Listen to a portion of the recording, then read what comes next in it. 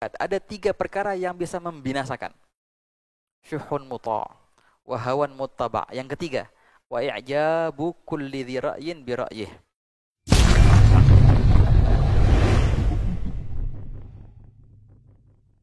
Sadarlah bahwasanya itu nikmat karunia dari Allah yang sebenarnya kau tak berhak mendapatkannya. Tapi Allah Ta'ala berikan engkau nikmat itu, pun kau tidak berhak mendapatkannya. Gitu ya, kawan. Nah, dengan perihal yang seperti ini, kita akan terjaga dari sifat ujub, ya. Bahaya sifat ujub itu, ikhwan. Nabi SAW bersabda dalam hadisnya, salasun muhlikat. Ada 3 perkara yang bisa membinasakan. Syuhun muta' wa hawan muttaba'. Yang ketiga, wa i'jabu kulli dzi ra'yin bi ra'yih. Wa i'jab bi nafsih dalam riwayat yang lain. Ketika orang ujub, merasa dirinya yang berbuat, merasa dirinya berhak mendapatkan itu. Nah, ini bahaya. Orang yang kayak gini, bibit-bibit kesombongan, akan timbul kesombongan dari itu. Akan timbul memandang orang dengan pandangan yang rendah. Itu semua tumbuh dari sifat ujub yang keji ini, ikhwan. Oh, bahaya sifat ujub itu. Allah Ta'ala mencela sifat ujub ini di Al-Quran di banyak ayat. Wa yawma hunainin idh a'jabatkum kathratukum falam tu'nil ila akhir ayat. Di hari Hunain itu, tatkala kalian ujub dengan bilangan kalian. Di perang Hunain, setelah Fathu Makkah, banyak kan muslimin. Berbondong-bondong orang masuk ke agama Islam. Habis itu ada perang Hunain melawan Hawazin. Itu kaum muslimin banyak. Dan gak pernah terkumpul pasukan sebanyak di Hunain itu, sebelum-sebelumnya. Ada orang berkata, lan nughlabal yawma min qillah. Pasti hari ini tidak mungkin kita kalah karena kurang tentara.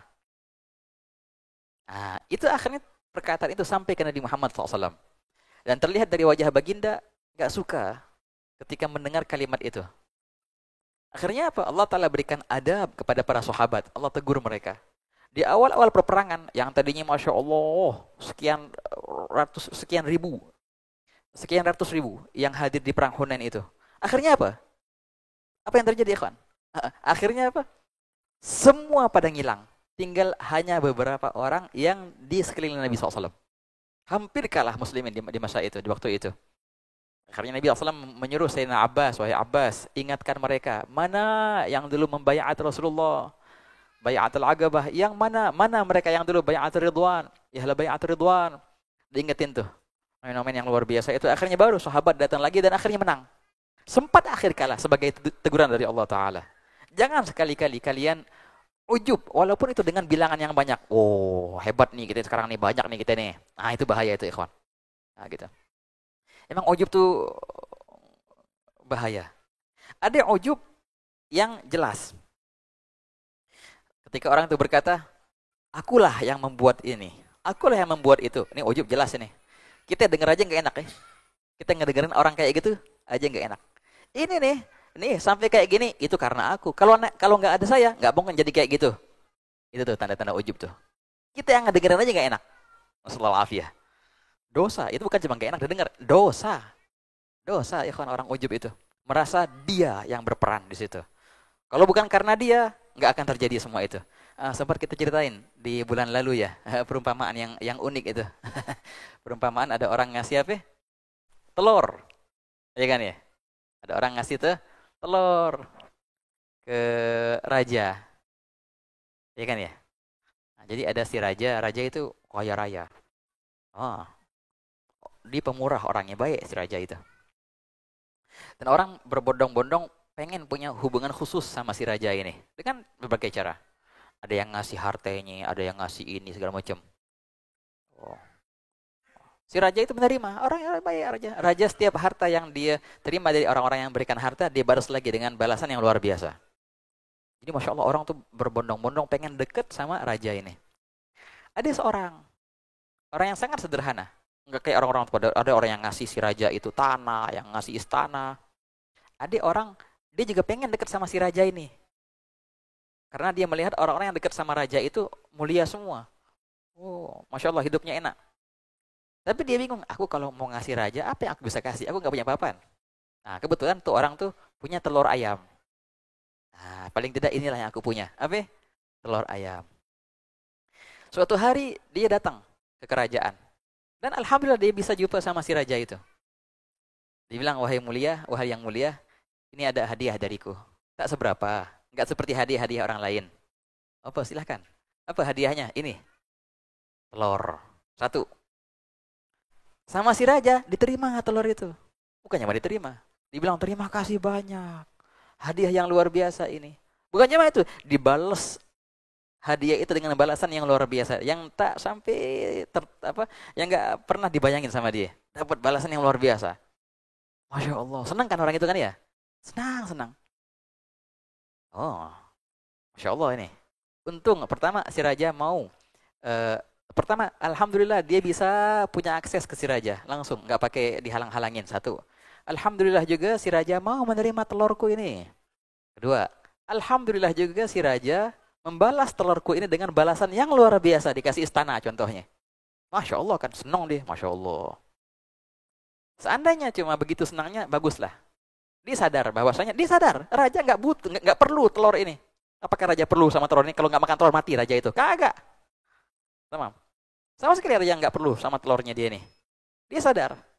Tapi, kadang kala orang itu ketika keluar dari kerajaan, dapat istana, udah Masya Allah nih, mulai dia ujub.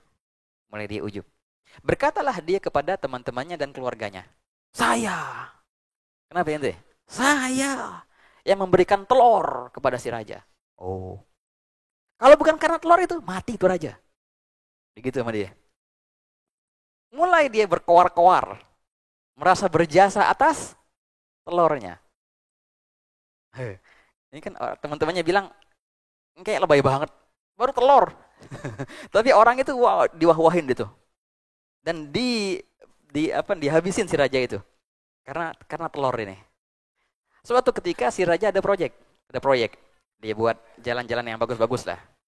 Kebetulan desa yang orang itu berasal dari desa itu, jalanan di desanya belum dibenerin. Sedangkan jalan-jalan di desa lain sudah mulai dibenerin. Oh, apa yang terjadi? Protesnya luar biasa dia. Nih raja, nggak tahu terima kasih, kurang ajar. Padahal saya sudah kasih apa? Telur. Tapi masa dia belum benerin jalan di desa saya? Tenang aja, bakal dibenerin kok. Tapi tenang aja, mungkin lupa si raja lupa atau nanti ada rencana untuk itu. Karena telat, dihabisin tuh raja, dikata-katain, nggak tahu terima kasih, nggak balas budi. Bukannya mah itu. Suatu hari orang itu lagi berdiri, lewatlah si raja dan rombongan-rombongannya. Dia merasa wah kan ya, karena telurnya. Pas raja itu lewat, dia raja nih harus datang ke saya, harus bersalaman dengan saya. Kalau nggak kurang ajar tuh raja. Raja nggak tahu kabar apa-apa, bekhair, afiah, jalan aja nyelonong gitu. Bukan bermaksud untuk nggak salaman, kagak, emang biasa. Nggak ada niatan untuk nggak salaman, apalagi menghina, kagak sama sekali. Tapi dia merasa terhina dengan itu. Wah, habis lagi rajanya sama dia. Wah, kurang ajar bener tuh. Nggak salaman. Walah bilang assalamualaikum. Padahal apa susahnya bilang assalamualaikum. Pak, saya ini punya jasa padahal. Apa? Telur. Jadi dihabisin tuh raja, habis gara-gara telur. Dia lupa. Ini raja sudah kasih ganjaran yang luar biasa loh. Raja sudah kasih istana. Tamam. Banyak. Engkau bisa ketemu sudah alhamdulillah sama si raja itu. Telur mau diterima juga sudah alhamdulillah. Kan aneh. Mewah-wahkan yang ia persembahkan. Yang tidak seberapa. Yang si raja itu enggak sama sekali butuh. Enggak sama sekali perlu dengan itu. Tapi karena itu, berkoar-koar di akhirnya. Inilah perumpamaan orang ujub, ikhwan. Maksudnya apa? Begini kadang-kadang. Soal Nabi Muhammad. Semoga Allah Ta'ala bersihkan kita dari ujub ya. Bahaya banget. Ini kan dengernya tadi kayak kocak ya. Bukan lebih kocak, lebih tepatnya konyol. Konyol banget orang itu kan ya. Tapi kekonyolan itu kadang-kadang ada sama kita ya ikhwan. Tanpa kita sadari. Ketika engkau Allah Ta'ala kasih pintu untuk bisa bermunajat dengannya, sholat, puasa. Itu kayak tadi, Allah bukakan. Silahkan orang tadi untuk bertemu dengan si raja. Allah bukakan, silahkan kau beribadah. Jadi ibadahnya kita itu adalah karunia dari Allah Ta'ala. Jangan sekali-kali kita menagih Allah karena ibadah kita ini. Ibadahmu itu karunia darinya emang. Bisa saja Allah Ta'ala buang engkau sejauh-jauhnya sana, tapi enggak. Allah bukakan ibadah untukmu, Allah berikan taufik untukmu untuk engkau bisa berkomunikasi langsung dengannya, baca Quran, sholat, puasa. Itu satu karunia. Kemudian apa? Ibadah kita yang enggak seberapa ini, kayak telur tadi, itu Allah terima. Allah enggak perlu sama sekali ibadah kita. Coba lihat ulama-ulama, malaikat yang dari mereka tercipta sampai mereka akan musnah, akan hina, akan hilang, akan wafat. Apa? Semua itu ibadah semua. Tapi enggak sama sekali mereka ujub-ujuban.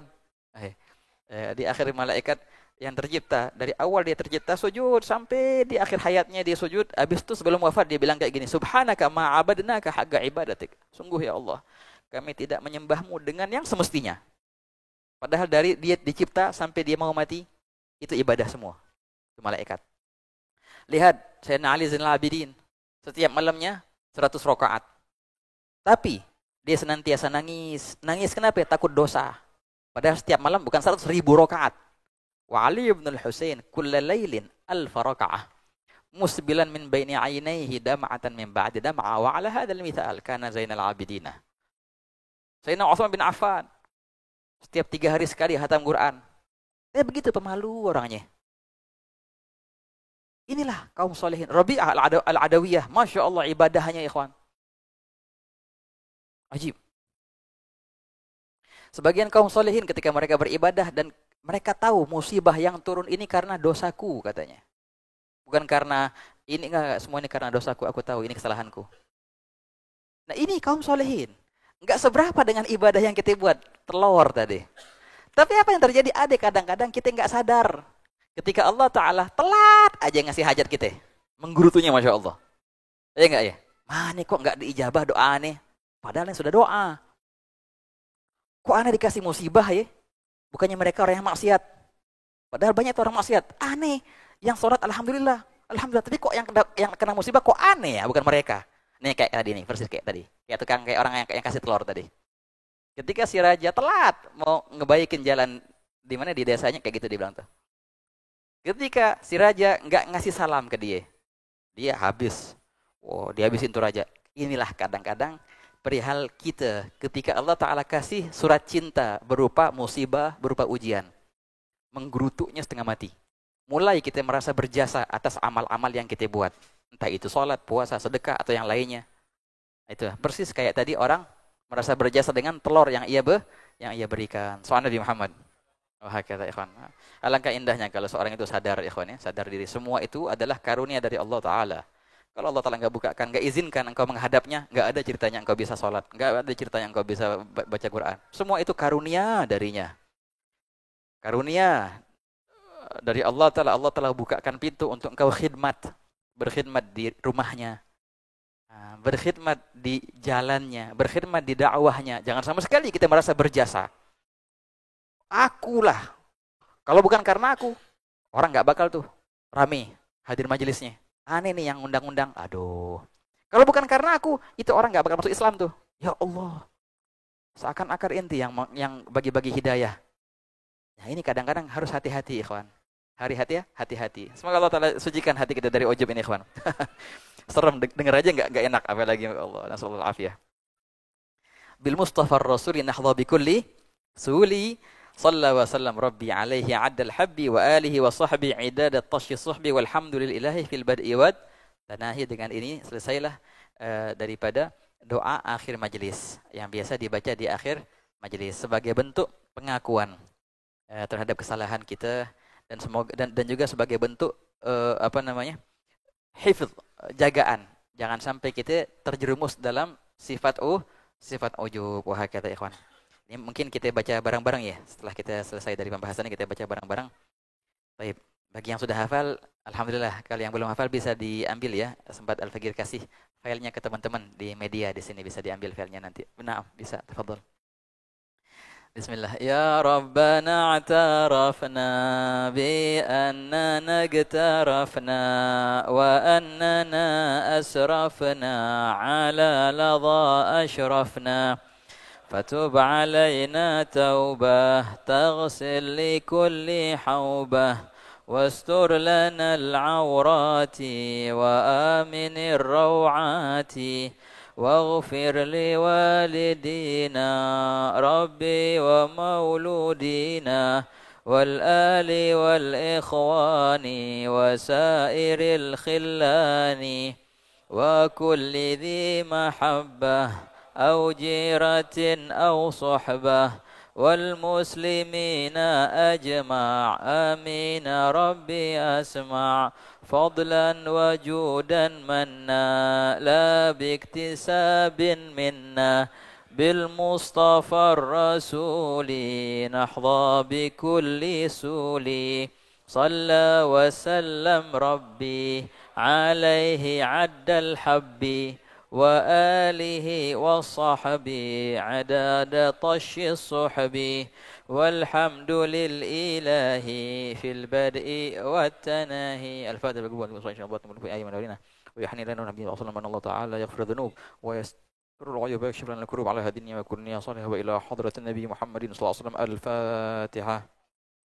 الشيطان الرجيم. بسم الله الرحمن الرحيم.